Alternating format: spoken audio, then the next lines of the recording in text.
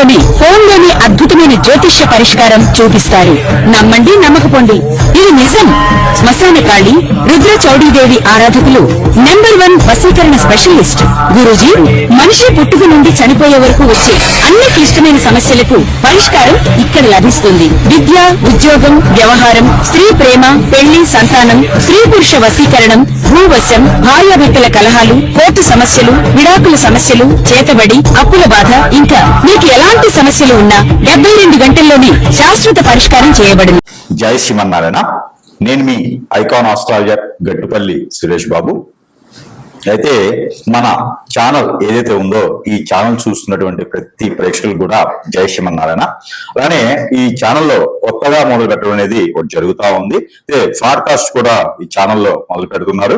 ఇది ఈ ఛానల్ అందరికి కూడా శుభం జరగాలని కోరుకుంటూ, అయితే ముందు ముఖ్యంగా ద్వాదశ రాశుల వారిలో ఏ రాశి వారికి ఎలా ఉంటాయి, అవలక్షణాలు ఏంటి, వాటి యొక్క స్థితిగతులు ఏంటి, అలానే దశ అంతర్దశలు ఉంటాయి. ఈ దశ అంతర్దశల్లో వాటి స్థితిగతులు ఏంటి, వారు ఎలా ఎదుగుతారు అనేది మనము వారి యొక్క పుట్టినప్పుడు డేట్ ఆఫ్ బర్త్ అలా ఉంటే కనుక మనకి వారి యొక్క హారోస్కోప్ తెలుస్తుంది. ఏ నక్షత్రము ఏంటి, వారి యొక్క పరిస్థితి ఏంటి, వారు ఎలా ముందుకు వెళ్ళాలి, వాటి పరిహారాలు ఏంటి, ఇలాంటివన్నీ కూడా మనము ప్రతి గురువు దగ్గర, ఆస్ట్రాలజర్ దగ్గర, పంతులు గారి దగ్గర ఇలా మనం చూపించుకుంటా ఉంటే తెలుస్తూ ఉంటది. అయితే ఇంకోటి కూడా ఉంటుంది, నామ నక్షత్రం. అంటే డేట్ ఆఫ్ బర్త్ లేని వారికి కూడా నామ నక్షత్రం వారికి ఉన్నటువంటి పేరుని బట్టి చెప్పే విధానాలు కూడా లేకపోలేదు, అలా ఉన్నాయి. అయితే ఏది అయినా, ఏ రూట్ అయినా సరే మనిషికి, ఒక వ్యక్తికి మంచి జరిగేయడానికి చేసేటువంటి ప్రయత్నం మాత్రమే ఇవన్నీ. అయితే దాంట్లో నవగ్రహాలు ఉంటాయి. నవగ్రహాలు అనగానే 9, ఛాయాగ్రహాలు 2. ఛాయాగ్రహాలు మనం తీసుకోం కాబట్టి రాహువు, కేతువు, కుజుడు, ఇలాగా సూర్యుడు, చంద్రుడు, బుధుడు, గురువు, ఇలాగా నవగ్రహాలు 9. ఈ నవగ్రహాలన్నీ కూడా మనకి సానుకూలంగా ఉండాలి. అలానే ఈ నవగ్రహాలన్నీ కూడా మన జాతకంలో మనం పుట్టినప్పుడు గోచార ప్రకారంగా ఎలా ఉన్నాయి, ఇప్పుడు ప్రజెంట్ కరెంట్ జనరేషన్ ఇప్పుడు ఎలా ఉంది, ఈ రోజు ఎలా ఉంది చూసుకుంటే ఆ ప్రకారంగా మనము జన్మించినప్పుడు దోషాలు ఉన్నాయా, ఆ తర్వాత ఎదిగి పెద్ద అయిన తర్వాత ఈ బిజినెస్ చేయాలా, జాబ్ చేయాలా, ఏం చదువుకోవాలి, అన్ని కూడా వాటి మీద ఆధారపడి ఉంటుంది. అయితే పెళ్లి చేసుకునే ముందు కంపాటబిలిటీ అంటారు. భార్యాభర్తల మధ్యన ఉండేటువంటి కంపాటబిలిటీ, ఇద్దరి మధ్యన సంకేత భావం ఎలా ఉంది అనేది చూస్తారు. ఆ తర్వాత పిల్లలు పుట్టిన తర్వాత లైఫ్, ఎదుగుతానికి జీవితంలో ఎన్నో రకాల మార్గాలు ఉంటాయి. ఆ మార్గం మనకు సరిపడిందా లేదా, ఇవన్నీ కూడా మనం తెలుసుకోవడానికి నవగ్రహాలు సరిగా ఉన్నాయా లేదా అని చూస్తాం. అయితే ముఖ్యంగా ఏం చెప్తున్నానంటే కనుక ఈ నవగ్రహాల్లో ఒకటైనటువంటిది ఏంటి అంటే కనుక కుజుడు. జీవితంలో అన్ని గ్రహాలు ముఖ్యమైనవే, కాకపోతే ఒక్కొక్క గ్రహానికి సంబంధించి ఒక్కొక్క విధానం ఉంటుంది. దాంట్లో ఒకటి కుజుడు. కుజుడు ఏం చేస్తారు అంటే పెళ్లిలోని కంపాటబిలిటీ, మన జాతకంలో కుజుడు ఏ ఒక స్థానంలో ఉన్నారు, ఏ రాశిలో నుంచి ఏ రాశి వారికి స్థానంలో ఉంటే వారికి ఏ గ్రహం శుభం అశుభ దృష్టి ఉంటుంది, ఏ స్థానంలో కుజుడు ఉండడం వల్ల ఎలాంటి లోపాలు ఉంటాయి, వాటి పరిష్కారం మార్గాలేంటి, ఈ దశగా మనం గమనించినట్లయితే కనుక, అయితే మనకి రాసులుగా చూసుకున్నట్లయితే కనుక ద్వాదశ రాసుల్లో ఒకటి మేషరాశి. ఈ మేషరాశి వారికి గత కొంతకాలంగా శని భగవానుడు మారటము, గురువు మారటము, రాహుకేతులు మారటము, ఇలా మనం చూస్తూనే ఉన్నాం. బుధుడు మారడం, ఇవన్నీ కూడా, శుక్రుడు కూడా మారడం, 41 రోజుకి శుక్రుడు మారుతూ ఉంటాడు. ఆ దిశలను బట్టేసి బుధుడు 40 రోజులకు మారుతూ ఉంటాడు. అలానే రాహుకేతులు 18 మాసాలకు మారుతూ ఉంటారు. అలానే కుజుడు కూడా మారుతూ ఉంటాడు. గ్రహాలు అనేవి వాటి స్థానంలో, వాటి గమ్యస్థానానికి అవి తిరుగుతూనే ఉంటాయి. అయితే ఈ గ్రహాల తిరుగుతూ ఉండడం తరుణంలో ఇప్పుడు కరెంట్ గా మనము ఈ ఒక 2025 సంవత్సరం సెప్టెంబర్ 13వ తారీఖు వరకు కూడా కుజ భగవానుడు కన్యా రాశిలోనే సంచరిస్తూ ఉంటాడు. ఈ కన్యా రాశిలో కుజ భగవానుడు ఉండడం వలన కేతువు ఎక్కడున్నాడు అంటే సింహరాశిలో ఉన్నారు. రాహు వచ్చేసి కుంభరాశిలో ఉన్నారు. గురువు వచ్చేసి మిథున రాశిలో ఉన్నారు. శని భగవానుడు మీనరాశిలో ఉన్నారు. వీరు కొంతకాలం వరకు జర్నీ చేస్తూ ఉంటారు. అందుకనే ఎక్కువ కాలం ఉండేటువంటి గ్రహాల వారికే మనము ఈ రోజున మాట్లాడుకున్నాం. దాంట్లో ఒకటి ముఖ్యమైనటువంటిది కుజుడు.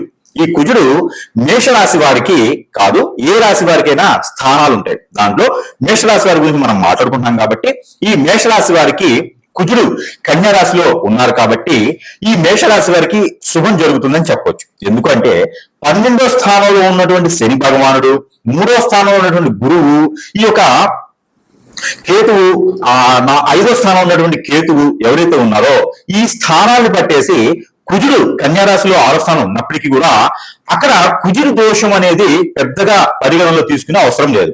మామూలుగా ఎవరైనా జన్మించినప్పుడు కుజుడు సొంత స్వస్థానం, మన పుట్టినప్పుడు చంద్రుడి స్థానం అంటారు. అక్కడ లేదు 2, 4, 6, 8, 10, 12 స్థానాల్లో కుజుడు ఉంటే వారికి కుజు దోషం ఉంది అంటారు. వేలెత్తి చూపిస్తారు, చూసారా మీరు తప్పు చేశారు అని. అలానే మీకు కుజు దోషం ఉంది అని ఎత్తిపడుస్తారు. అలాగా ఈ మేషరాశి వారికి ఇప్పుడు ఉన్నటువంటి పుట్టిన వారికి ఎవరికైనా సరే 6వ స్థానంలో కుజుడు ఉంటారు కాబట్టి వారికి ఖచ్చితంగా కుజు దోషం ఏర్పడేలాగైతే కనబడుతుంది. ఏది సెప్టెంబర్ 13వ తారీఖు లోపు పుట్టేటువంటి మేషరాశి వారు ఎవరైతే ఉన్నారో వారందరికీ కూడా కుజు దోషం కింద వస్తుంది కాబట్టి వారంతా కూడా పరిహారాలు ఖచ్చితంగా చేసుకోవాలి. పుట్టినటువంటి రోజుకి 31 రోజు లోపున పరిహారాలు చేసుకోవాలి. ఇది ముఖ్యమైన విషయం. రెండోది, ఈ కుజుడు 6వ స్థానంలో ఉండడం వలన పెళ్లిళ్ళు కానీ పేరెంటాలు కానీ ఇంకేదైనా శుభకార్యాలు చేసుకోవచ్చు, కానీ పెళ్లి మాత్రము చేసుకోవద్దు. ఇది మేషరాశిలో పుట్టినటువంటి స్త్రీ పురుషులు ఇద్దరికి కూడా వర్తిస్తుంది. ఏంటి గురువు గారు, మాకు 30 ఏళ్ళు దాటిపోయినాయి, పెళ్లి వయసు అంతా అయిపోయింది, ఏదో అదృష్ట శాస్త్రం మాకేదో సంబంధం వచ్చింది, మేము చేసుకోవాలనుకుంటున్నాం అనుకున్నా సరే పెళ్లి కుదిరించుకోండి. పెళ్లి చేసుకున్నారా అంటే వెంటనే ఏంటి గురువు అనొద్దు. ఎందుకంటే వెంటనే మెట్లు కోర్టు మెట్లు ఎక్కడమో, లేకపోతే పెద్ద మనుషులు మన మధ్యన వచ్చేసి ఏదన్నా గొడవలు పెట్టడం, తగాద పెట్టడం లాంటివో, ఎవరో ఒక మూడో వ్యక్తి వచ్చేసి ఇద్దరి మధ్యన అన్యోన్యత భావన ఏదైతే ఉందో అదంతా కూడా పోయేలా ఉంటుంది. పిల్లలు పుట్టేందుకు ఆస్కారం ఉండదు. అది మిస్క్యారీస్ అంటారు. అంటే గర్భసంచిలో ఇబ్బందులు రావడం ఇలాంటివి జరుగుతాయి అన్నమాట. ఆరోగ్య సమస్యలు కూడా వచ్చేలా ఉంటుంది. అయితే ముఖ్యంగా మేషరాశి వారికి ఇప్పుడున్నటువంటి పరిస్థితి ప్రకారంగా గురువు 3వ స్థానంలో ఉన్నారు కాబట్టి కొంతమేర ఆ ఇబ్బంది అనేది కలగదు అని చెప్పొచ్చు. కానీ అందులోనూ ఈ స్త్రీ పురుషుల్లో శని మహర్దశ కానీ శుక్రుని అంతర్దశ కానీ కుజు దశ నడుస్తున్న వారికి కానీ నేను చెప్పినటువంటి పరిహారాలు ముఖ్యంగా చేసుకుంటే ఆ ఒక ఇబ్బంది అనేది కూడా కొంతమేర తగ్గేటువంటి అవకాశాలు అయితే లేవు అని చెప్పలేం. అయితే ఈ కుజుని వల్ల ముఖ్యంగా మేషరాశి వారు ఇబ్బంది పడకుండా ఉండేది ఏంటి అంటే కనుక ఆర్థిక సమస్యలలో కొట్టిమెట్లు ఆడటం, ఎదుటి వాళ్ళని నమ్మి డబ్బులు ఇవ్వటము, తగాదాలు అవ్వటము, ఆ డబ్బులు ఇచ్చిన దగ్గర అడిగితే కొట్లాడటము, శత్రువు అవ్వటము, మన చుట్టూ ఉండేవారు మనకు శత్రువులు అవ్వటం లాంటి ఈ సింటమ్స్ మేషరాశి ఉన్నాయి అంటే కనుక ఆ కుజుదోషం ఎఫెక్ట్ మీకు ఉన్నది అని. అలానే కాలసర్ప దోషం, నాగదోషం ఇలాంటివి ఉంటే ఈ కుజుని యొక్క దోషం ఇంకా ఎక్కువగా కనిపిస్తూ ఉంటుంది అనమాట. అందుకని ప్రతి ఒక్కరు కూడా ఈ యొక్క కుజునికి సంబంధించినటువంటి పరిహారాలు ఉన్నాయి, అవి చేసుకుంటే కనుక మీకు సుసంపన్నంగా ముందుకు వెళ్ళేదానికి కొంతైనా సరే పూర్తిగా కన్నా అంటే గుడ్డి కన్నా మెల్లమేలు అంటారు కదా, ఆ రకంగా అయినా సరే నెట్టుకు రావచ్చు ఈ సెప్టెంబర్ 13వ తారీఖు వరకు. ఆ తర్వాత అంతా పెళ్లిళ్ళు చేసుకోవచ్చు, పేరెంటాలు చేసుకోవచ్చు, ఏమైనా సరే చేసుకోవచ్చు. ఆ కుజుని దోషం కొంత తప్పింది కాబట్టి. అయితే ఈ కుజుని దోషం తప్పేందుకు కొంతమేర ఈ పరిహారాలు కనుక మీరు చేసుకున్నట్టయితే కనుక ఖచ్చితంగా మీకు సుసంపన్నమైనటువంటి జీవితం మీకు ఉంటుంది. కాబట్టి ఈ పరిహారాలు మీకోసం. అయితే ఈ రాశి వారు ఎవరైతే ఉన్నారో ఈ రాశి వారు కనుక ఈ చిన్న పరిహారం చేసుకున్నట్టయితే కుజునికి సంబంధించిన దోషాలని కూడా ఖచ్చితంగా పటాపంచి వేసి వారి జీవితం అంతా కూడా సుసంపన్నంగా సుశోభనంగా బహువిధంగా ఉండేలాగా ఉంటుంది. కాబట్టి మీరు అందరూ కూడా ఈ చిన్న పరిహారాలు పాటించేసి అదృష్టవంతులు అవ్వచ్చు. ఆ పరిహార నిమిత్తం ఏంటంటే కనుక పరిహారాల కన్నా ముందు ఒక చిన్న విషయం ఈ గురువు గారు చెప్తున్నారు. ఏమిటి అంటే నేను మీ అందరి కోసం కూడా ఒకటి తీసుకురావడం జరుగుతూ ఉంది. అది ఏమిటి? నాగమణి. ఈ నాగమణి అనేది ప్రతి ఒక్కరు కూడా నేను ఉచితంగా మీ చెంతకి చేర్చడం అనేది జరుగుతూ ఉంది. ఎందుకు అంటే ఈ నాగమణి ఎవరింట్లో అయితే గనక ఇది సాలగ్రామం లాగా పూజ చేసుకోవచ్చు. ఇంట్లో పూజా మందిరంలో పెట్టేసి పూజ చేసుకోవచ్చు.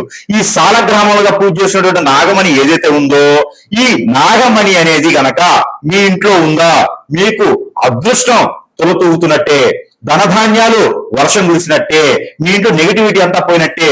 మీకు కాలసర్పదోషం, నాగదోషం, కుజదోషం, సర్పదోషాలు ఇంకేమైనా ఉన్నా, మీకు పూర్వీక శాపం, పూర్వీక దోషం, అలాంటి శుక్ర దోషాలు అంటే ఏమైనా ఉన్నా, పెళ్లిళ్ళు కాకపోయినా, నిద్ర పట్టకపోయినా, ఆందోళన, బ్లాక్ మ్యాజిక్, హిప్నాటిజం, చేతబడి ఇలాంటి బాగలముఖి, భానుమతి విద్యలు లాంటివి జరిగినాయా మీ అందరికీ కూడా శాశ్వత పరిష్కారం కాకపోయినా ఉపశమనం అయితే మాత్రం ఖచ్చితంగా ఈ నాగమణి అనేది ఇస్తుంది. బాలరిష్ట రోగాలున్న దిష్టి దోషాలున్నా కూడా ఈ నాగమణి దిష్టి తీసుకొని కాల్చుకోవచ్చు. అది ఒక ప్రక్రియ. లేదు ఇంట్లో పూజా మందిరంలో పెట్టేసి ప్రతినిత్యం కూడా దీప ద్వైప నైవేద్యం పెట్టినట్టయితే కనుక మీకు ఆ దోషాలను కూడా పటాపంచలైపోతుంది. కాబట్టి ఇది ఒక చిన్న పరిహారం. నా వంతుగా నేను అందరికీ కూడా ఉచితంగా ఇవ్వడం అనేది జరుగుతా ఉంది. ఇకపోతే ఈ నాగమణితో పాటు ప్రతి రాశి వారు కూడా చేసుకోవాలి అనుకున్నటువంటి పరిహారాలు కొన్ని ఉన్నాయి. ఆ పరిహార నిమిత్తం కూడా మీరు చేసుకున్నట్టయితే కనుక ఈ యొక్క దోషాలను కూడా పటాపంచలేకపోతాయి. దాంతో పాటు ఈ యొక్క కుజి దోషం ఉన్న వారు ఏం చేయాలంటే కనుక ముందుగా దానం. ఆ దానం ఏంటి?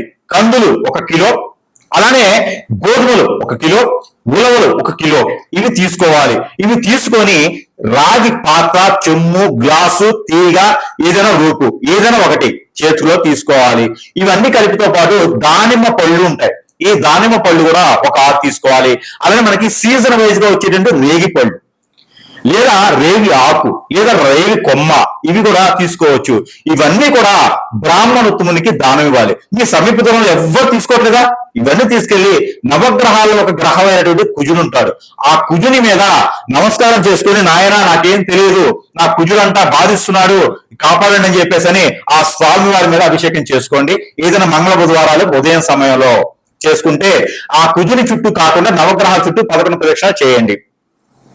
ఓం నమో కుజ ఈశ్వరాయ నమః అనే మంత్రాన్ని జపనం చేసుకుంటూ ప్రదక్షిణ చేయండి. ఈ ఏవైతే మీరు తీసుకెళ్ళిన ధాన్యం ఉందో అది అక్కడ వదిలేసేయండి, అంటే స్వామివారి మీద పోయండి. మరొక రెమెడీ, మీరు ప్రతినిత్యము కూడా నవధాన్యాలు అని దొరుకుతాయి. మనకి పచారీ షాపుల్లో, పూజ సామాగ్రి షాపులో నవధాన్యాలు అంటే ఇస్తారు. మనం ఇల్లు కట్టుకునేప్పుడు శంకుస్థాపన చేసేప్పుడు కూడా నవధాన్యాలు వేస్తాం. ఆ నవధాన్యాలు తీసుకొచ్చుకొని ప్రతినిత్యము కూడా నాకున్నటువంటి గ్రహరీత్యా దోషాలన్నిటితో పాటు కుజ దోషం కూడా తొలగిపోవాలి అని అనుకుంటే కనుక, నాకు కుజ దోషం సింటమ్స్ ఉన్నాయి అనుకున్న వారు నవధాన్యాలు 1 టీ స్పూన్ అంత తీసుకొని చేతిలో పెట్టుకొని క్లాక్ వైజ్ గా దిష్టి తీసుకొని అవన్నీ కూడా పారేటువంటి నీటిలో కానీ పొదలుగా ఉన్న చెట్లలో కానీ వేయాలి. ఇదొకటి. వీటితో పాటు తెల్ల ఆవాలు కూడా తీసుకోవచ్చు. గసగసాలని దొరుకుతాయి మనకి. ఆ గసగసాలు ఈ 2 కలిపి కూడా మనం దిష్టి తీసుకొని పడేయచ్చు. మరొక రెమెడీ, అలానే ఈ కుజ దోషం బాధిస్తుందన్న వారు, ఏ పనులు ముందుకు వెళ్ళట్లేదన్న వారు ఈ యొక్క పరిహారం చేసుకోవచ్చు. ఏమిటది అంటే మిరియాలు ఉంటాయి, పెప్పర్ అంటారు, బ్లాక్ పెప్పర్ సీడ్, ఇవన్నీ కూడా మనం తీసుకొని ఏదైనా మంగళవారం రోజున ఆ నవగ్రహాల వద్ద ఉంచి, లేదా హనుమాన్ మందిరంలో కానీ, లేదంటే కార్తికేయ దగ్గర కానీ, సుబ్రహ్మణ్య స్వామి దగ్గర కానీ అవి ఉంచేసి అవి తీసుకొచ్చుకొని ఇంట్లో పెట్టుకొని అవన్నీ కూడా మనము ప్రతినిత్యము ఉదయాన్నే పరగడుపున 2 మిరియాలు తిన్నట్టయితే కనుక మీకు కుజునికి సంబంధించిన దోషం అనేది కూడా కొంతమేర తగ్గుతుంది. ఇవన్నీ కూడా మన కోసం పరిహారాలు. వీటిలో ఏ పరిహారం మీరు పాటించినా కూడా మీకు ఆ ఒక అదృష్టం అనేది ఉంటుంది.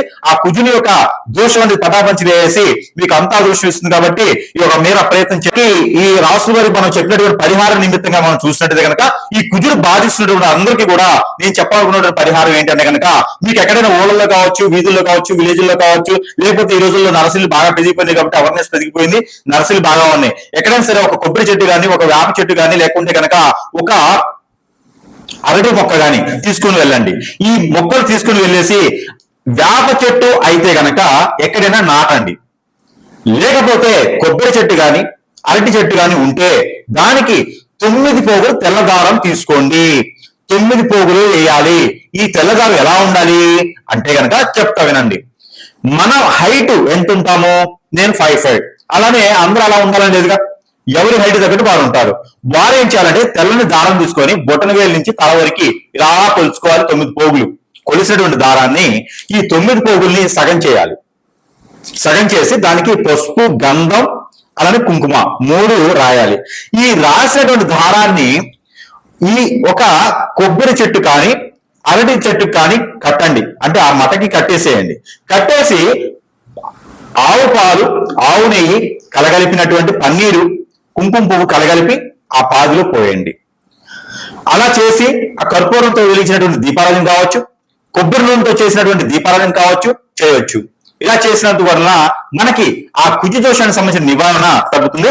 పెళ్లి కానటువంటి వారు పెళ్ళవుతుంది. భార్యాభర్తలు పెళ్లి విడిపోతారే వాళ్ళు కూడా కలిసి ఉంటారు. కాబట్టి ఈ పరిహారం ఖచ్చితంగా చేయండి.